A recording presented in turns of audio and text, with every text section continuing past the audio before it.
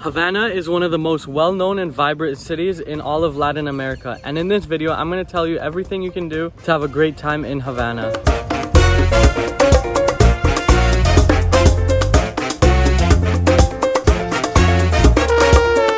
We're starting off walking around Old Havana now, and we're starting in Plaza de Armas. This is the most popular part of Havana where most people walk around. This part of the city is very walkable, and there's no cars on the street either. The first spot we're checking out is Castillo de la Fuerza de la Habana. It's right in the heart of Old Havana and it's been around since the 1500s.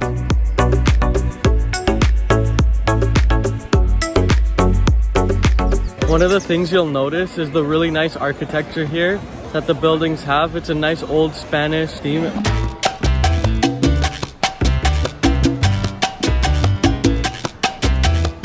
And this square here is Plaza Vieja, and it's the old square. This one used to be used for old military exercises until it became a marketplace. And now it's just a really nice, beautiful square to sit around. We just stopped in at a coffee place here on Plaza Vieja, and I don't drink coffee, but my parents had some. Let's see what they thought of it. What did you think of the coffee? That was the real Cuban coffee.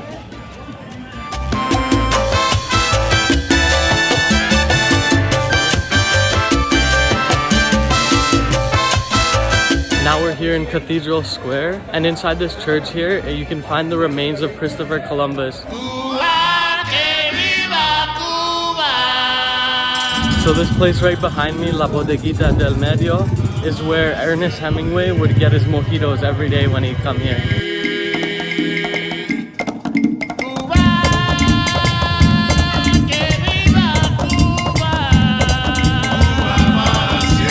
Walking down these streets is just a really cool vibe because there's a lot of people singing or just selling stuff on the street.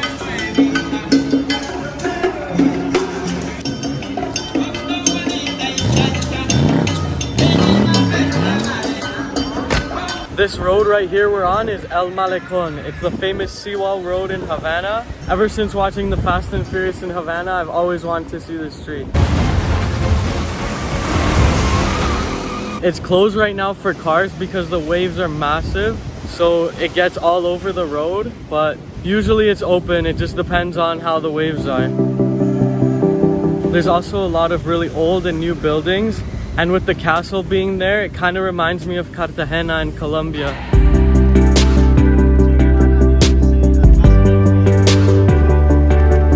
From Old Havana, we took one of the classic cars. We drove a bit through New Havana as well, and now we're here at Revolution Square.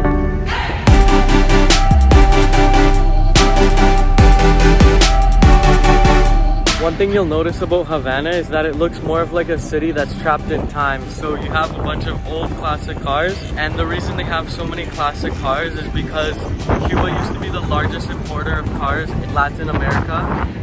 Some cars would even come out in Cuba before they would in the US. But then in 1959, when the Cuban Revolution happened, they banned all imports of US cars, and that was going on until 2016 when they could get new ones again. So now you'll see a few new ones on the street. But before, if they wanted to keep their cars running, they would have to get creative with it. So they would import a lot of Russian and Chinese engines to keep their cars running, and they would change those every once in a while. But now it's a big tourism symbol in Cuba.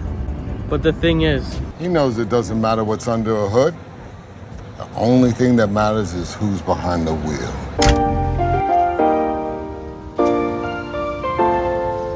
We're still in New Havana now, and we're at John Lennon Park. Fidel Castro was a really big Beatles fan, so he built this park to him.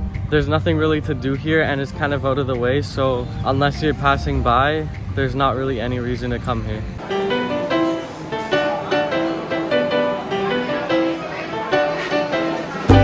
So now we just went into La Floridita bar, and this place is the original place that invented the daiquiri, and also Ernest Hemingway would come here and get his daiquiris too. We got one as well. It's really expensive here. It's €5 for one daiquiri.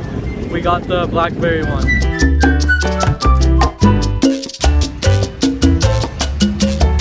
So this is the jet actually right here that Che Guevara and Fidel Castro took from Mexico at the time of the Cuban Revolution.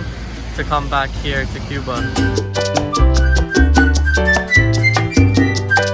Now we're in the center of Cuba and we're walking down the main street here called Paseo del Prado, and this is near the Capitol building.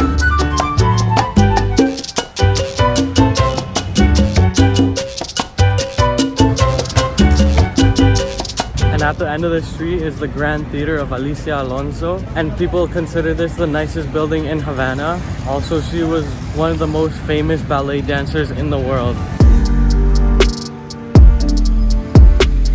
Right behind it is Capitolio, which is the Parliament building of Cuba.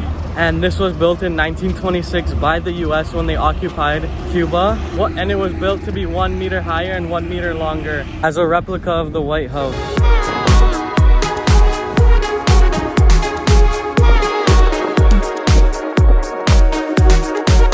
Now we went across the river to San Carlos Castle, also known as La Cabana. This was a site that Che Guevara had his private headquarters after the Cuban Revolution. And also, it just has the nicest views of Havana. You can see El Malecón and the entire city from here. This place is definitely a must visit to just look out onto the entire city. Also, every day at 9 p.m. there's a cannon shooting ceremony that happens here.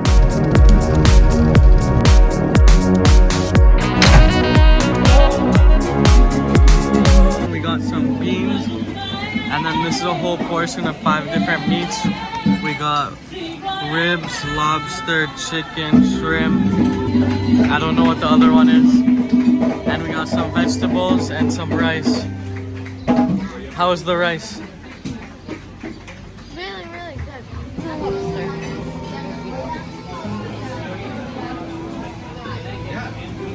Tastes like a chicken.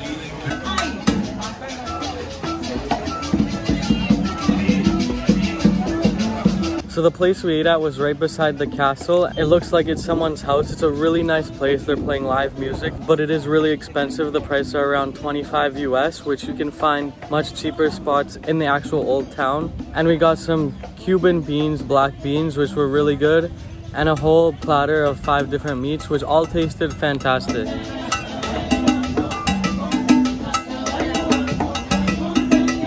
And right beside the castle, you have this little cigar shop, and it's home to the Guinness World Record of the world's longest cigar, which is 90 meters long.